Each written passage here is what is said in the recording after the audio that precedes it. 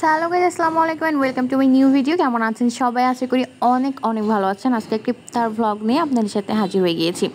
So দেখতে পাচ্ছেন পেঁয়াজু ভাজা হচ্ছে, আর এখানে অলরেডি ফুলকো ফুলকো বেগুনি ভাজা হয়ে গিয়েছে, আর সেই সাথে মরিচ দিয়েও একটু বেসন দিয়ে একটা চপ টাইপের করা হয়েছে মুড়ি মাখা দিয়ে খাওয়ার জন্য। আর এখানে হচ্ছে ছোলা, আপুর হাতের এই ছোলাটা অনেক ইয়াম্মি হয়, অনেক মজা লাগে আমার কাছে।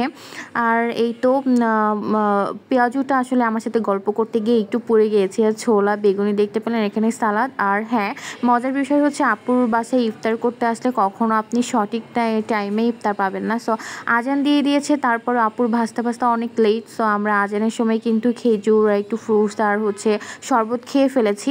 আর তারপর আপু যখন এগুলা ভাজতে পেরেছে তারপর গিয়ে আমরা এইগুলা খাচ্ছি। আর এখন ভাইয়া একটু মুড়ি মাখাচ্ছে।